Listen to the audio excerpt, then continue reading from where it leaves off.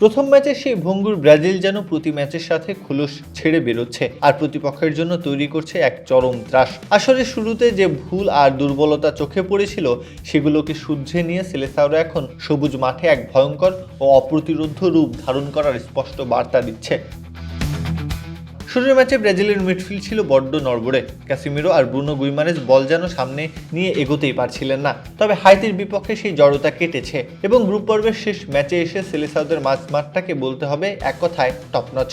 মাঝমাঠের শক্তিশালী নিয়ন্ত্রণই বদলে দিচ্ছে পুরো দলের খেলার গতিপথ।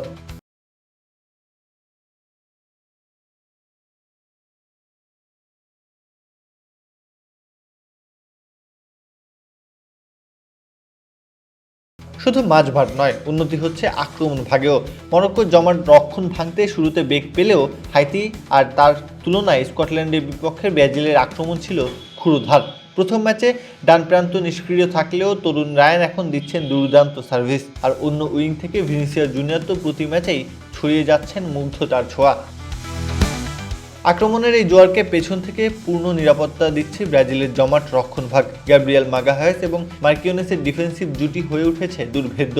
যে কোনো আক্রমণভাগ নস্যাৎ করে দিয়ে এই দুই অভিজ্ঞ সেন্ট্রাল ডিফেন্ডার দলের রক্ষণকে দিয়েছেন নতুন ভরসা, যা নকআউটের লড়াইয়ে বড় শক্তি যোগাবে।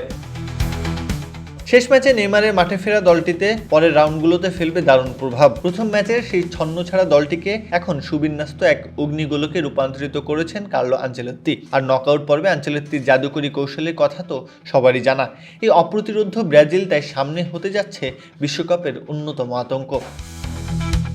প্রত্যহ কাব্য, খেলা ৭১।